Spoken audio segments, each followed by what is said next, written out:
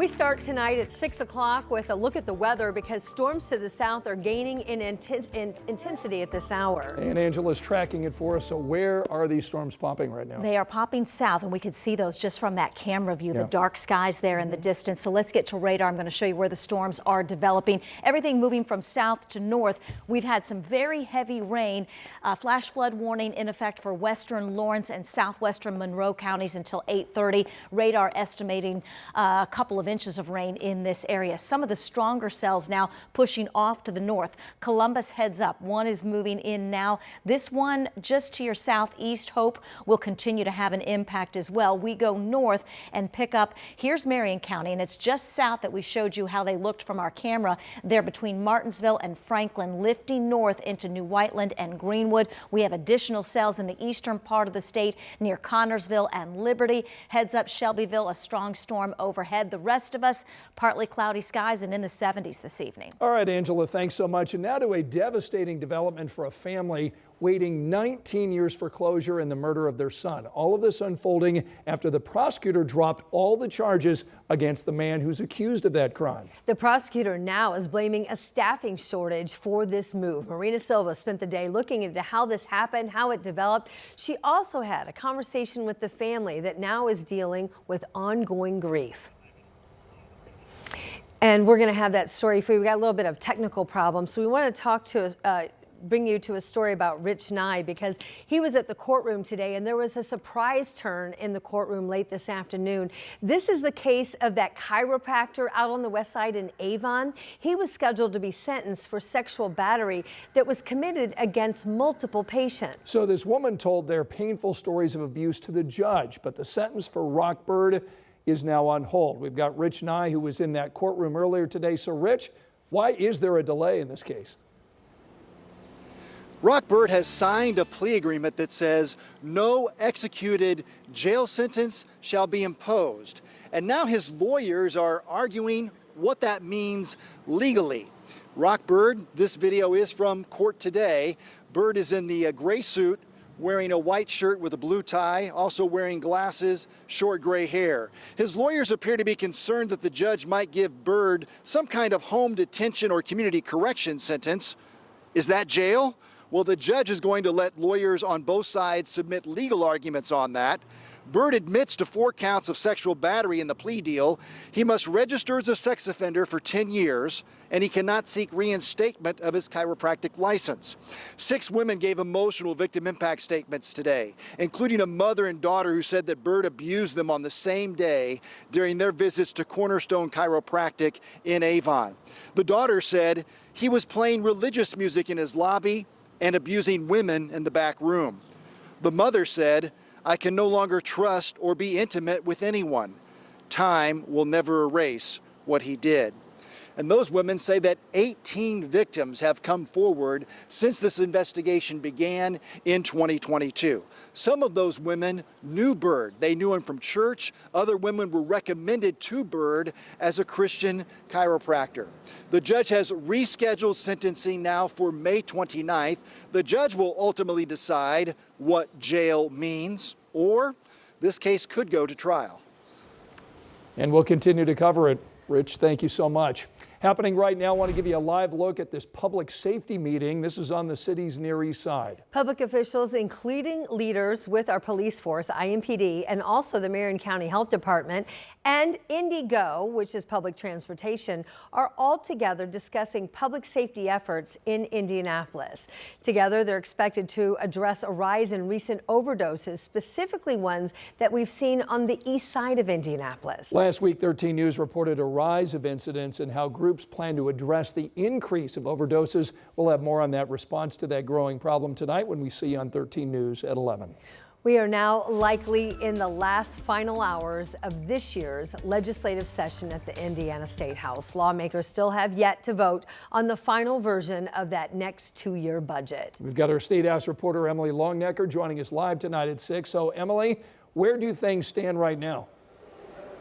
Well, Ann and Scott, you know, it's already been a long day for lawmakers here at the Indiana State House as they've considered dozens of other bills throughout the day, voting on whether they should be sent to the governor for consideration, and they have done that. But the vote that everyone is waiting for and watching is that final vote on the budget.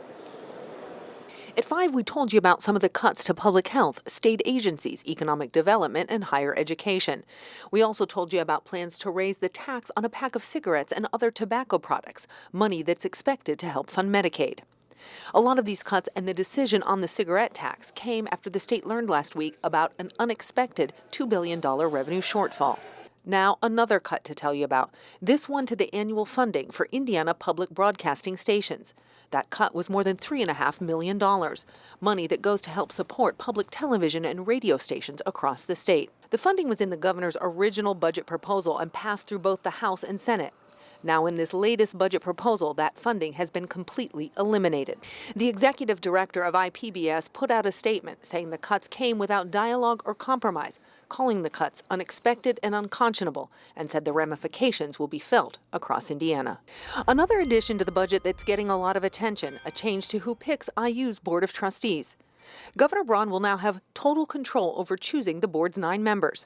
Right now, IU alum vote to elect 3 members, while Indiana's governor chooses the other 6. Braun was asked about the change today. I think it's being done because the current process has not maybe yielded the proper results on the entirety of how you'd want that important part of our state to be run, from curriculum to cost to the whole way one of our flagship universities has been operating. So I want to get a board there that is going to be maybe a little more rounded, that's going to produce better results. Lawmakers in the House right now in recess. They're expected to reconvene around 7. The Senate's still in session. And look, they haven't even begun to discuss this budget yet. And that's because they have to wait by rules 24 hours after the last version was published. And that didn't happen until last night, just after 6. But, you know, before this vote is expected, we're going to see lawmakers in both parties get up and talk about this budget. And it's interesting. Democrats told us yesterday that they only got a look at this latest version of the budget yesterday when we did, and they said that they were going to spend the next 24 hours looking at some of the details. So you can probably expect that they're going to get up, the Democrats, and talk about some of the things in the budget that they're just not happy with, like the expansion of universal vouchers and the cuts to public funding. But they also might get up and applaud the expansion of the cigarette tax, something that they have long championed. It will be interesting, though, to see if anyone on either side gets up to talk about these cuts to funding in public broadcasting or the changes coming for picking IU's Board of Trustees. Either way, folks, it's going to be a long night here. And Scott. Yeah, we'll have an update for everybody tonight at 11. Emily, thanks, at the State House. Now we want to get to that devastating development for a family waiting 19 years for closure in the murder of their son. All of this unfolding after the prosecutor dropped all the charges against the man who's accused of that crime. The prosecutor now blaming a staffing shortage for the move. Marina Silva has more. The Rouse family went years without any answers, and now they say they don't feel they're getting any justice. 20-year-old Chad Rouse was shot in the back in November 2006. Kevin Maddox was charged with his murder until this week when the Howard County prosecutor dropped all the charges against Maddox. I just want a guilty verdict. I just want someone responsible for the death of my son. Athena Rouse spent the last 19 years missing her son, and she will every day. He was a mama's boy, very mama's boy. She was ready to go to the murder trial this week until she found out all charges against Kevin Maddox were dropped.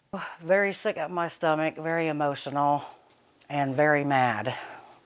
Howard County prosecutor Mark McCann says he had to drop them due to, quote, staffing shortages. According to documents obtained by 13 News, McCann made a plea for more funding to the Prosecutor Advisory Council. He says he needs about 24 full-time deputy prosecutors to meet the county's caseload. He currently has 11. Maddox's defense attorneys objected to the motion to dismiss the charges, saying they want the charges dismissed with prejudice, meaning prosecutors could not charge Maddox again.